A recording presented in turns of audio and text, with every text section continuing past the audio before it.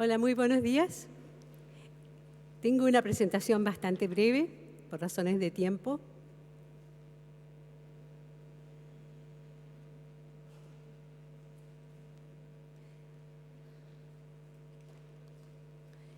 Y cuando estaba preparando mi presentación dije voy a leer las ideas porque no quiero que se me queden cosas en el tintero.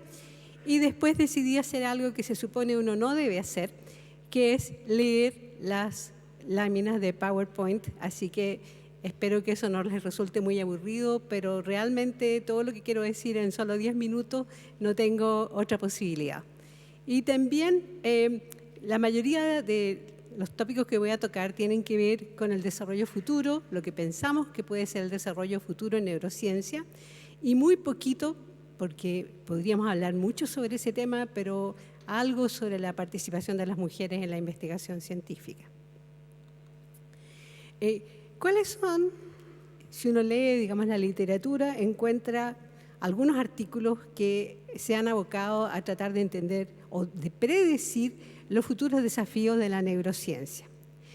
Entendemos, y estamos todos de acuerdo, que para comprender cómo funciona el cerebro humano requerimos un amplio rango de métodos y disciplinas variadas, incluyendo la biología y en particular la rama de la biología que es la neurociencia, la psicología, la química, la física y la matemática.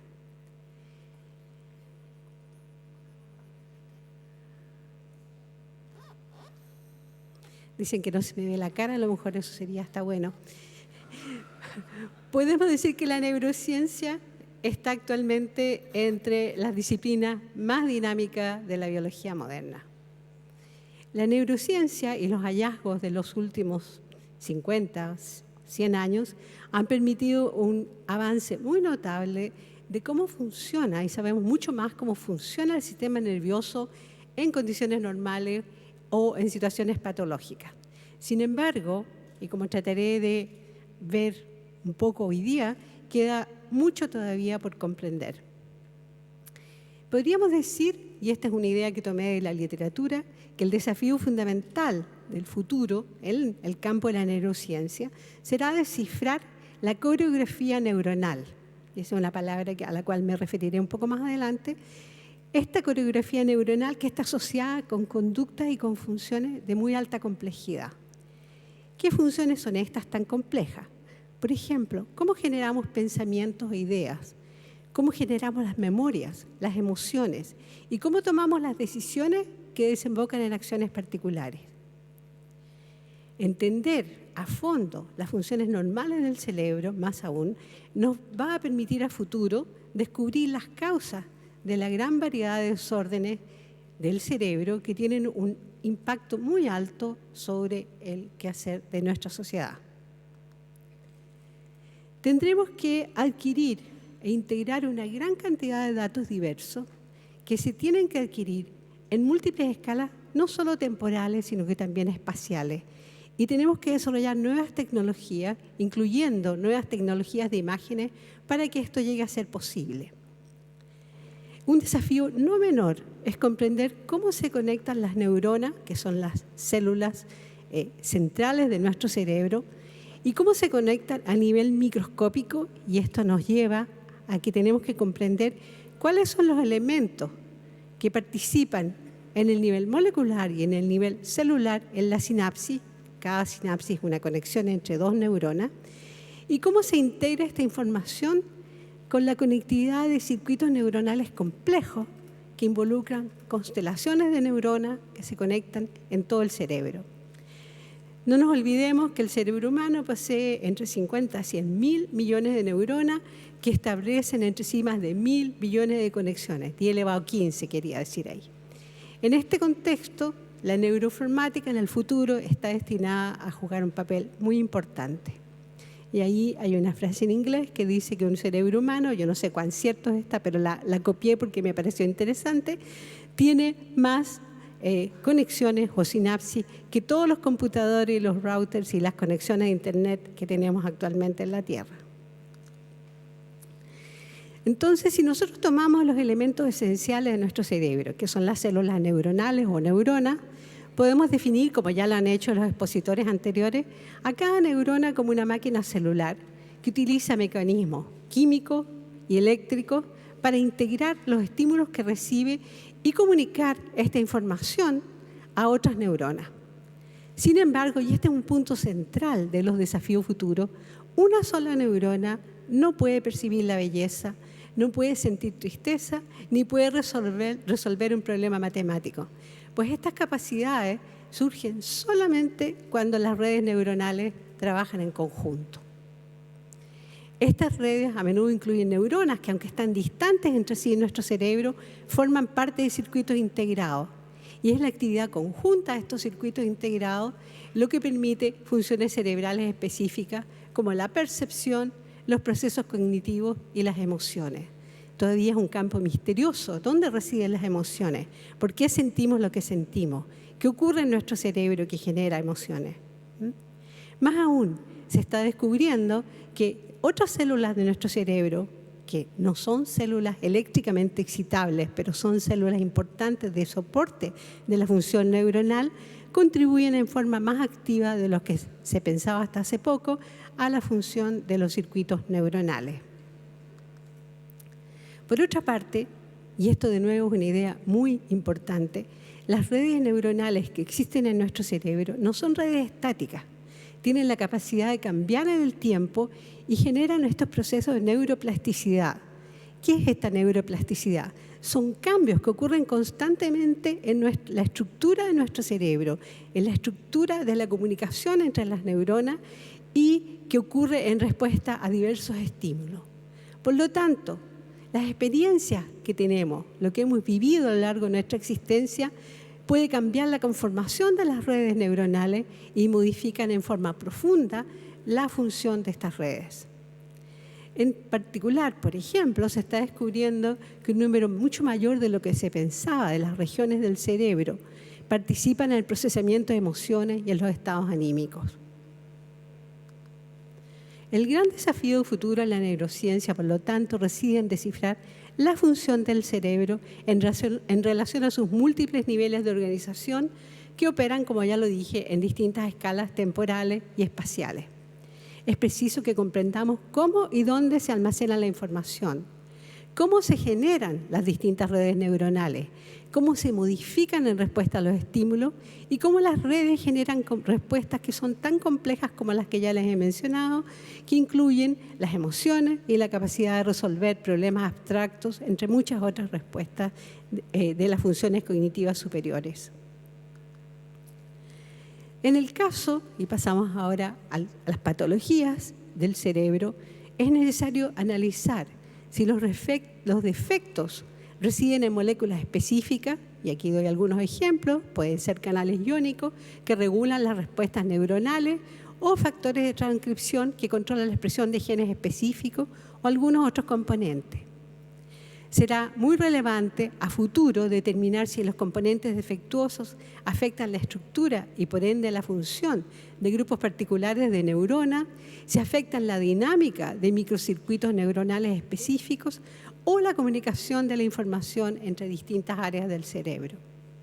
Si conocemos en forma detallada estos defectos, que probablemente sean multifactoriales en las patologías neuronales, presenta el desafío futuro de generar intervenciones que permitan corregir los defectos y restaurar a la persona afectada a una vida normal. Para ello tenemos que desarrollar nuevas máquinas para reparar sistemas defectuosos, por ejemplo, la conexión cerebro-máquina, que nos permitan reponer visión o audición o recuperar el movimiento de las extremidades a quienes tienen lesiones en la columna vertebral y controlar problemas como las convulsiones epilépticas, entre otros. Cada uno de estos tópicos que yo les he mencionado tiene una amplísima literatura detrás. Estoy haciendo un gran resumen para tratar de dar una panorámica de cuáles son los desafíos futuros en el campo de la neurociencia. En otras palabras, para comprender la coreografía neuronal, y esta es una palabra que tomé, una frase que tomé de un artículo reciente publicado en Science el año 2011 por Aquila y colaboradores, será necesario que identifiquemos quiénes son los bailarines, cuál es el tipo de danza y descubrir cómo está alterada esta danza en personas enfermas. Este no es un tema menor, pues el envejecimiento progresivo de nuestra población, como ocurre actualmente en Chile, lleva aparejado un aumento significativo de las enfermedades neurodegenerativas como el Alzheimer y el Parkinson, que ustedes saben tienen un alto impacto tanto social como económico. En Chile, ¿cómo estamos en neurociencia? En general podemos decir que marcha bien, pese a que tenemos importantes limitaciones en equipamiento e infraestructura que si las pudiéramos mejorar, realmente podríamos avanzar mucho mejor de lo que lo estamos haciendo.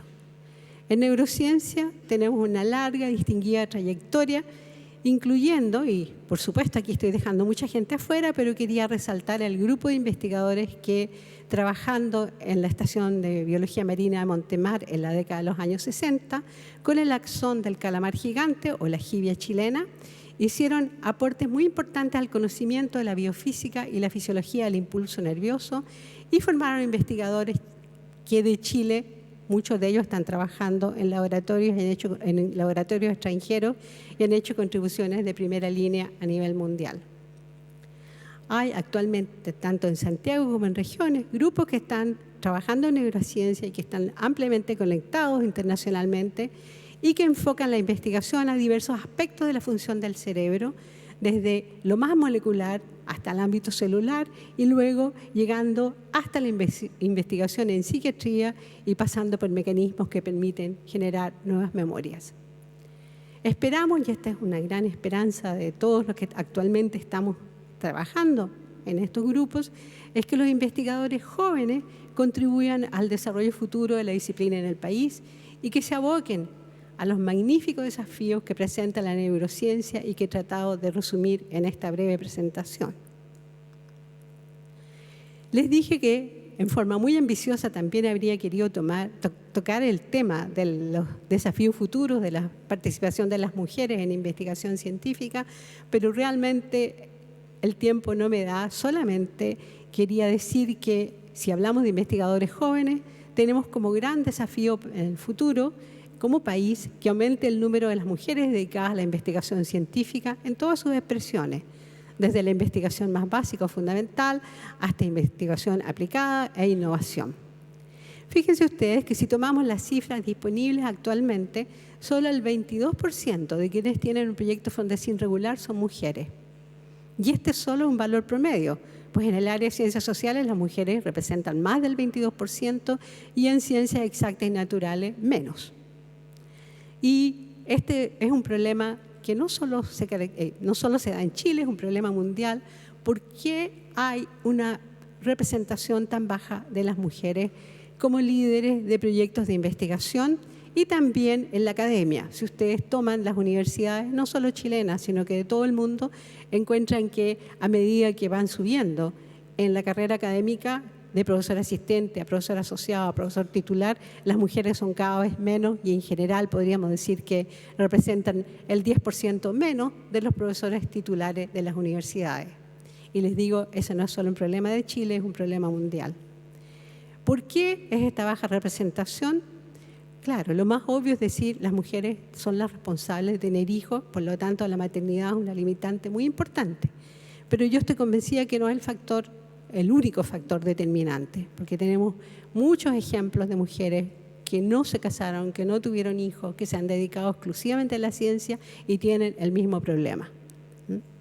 Entonces, si uno mira al futuro, podemos pensar que tenemos quizás un futuro más brillante en cuanto a la representación de las mujeres en la investigación científica, porque en Chile actualmente las mujeres representan el 50% de las becadas doctorales del país. Entonces el desafío es que ese gran contingente de mujeres jóvenes que se están iniciando en la carrera de investigación científica a futuro pueda avanzar par a par con sus colegas hombres y llegar a las posiciones de liderazgo en investigación. Y como les dije al principio, yo podría hablar mucho más sobre este tema, pero por razones de tiempo voy a terminar aquí mi presentación. Muchas gracias.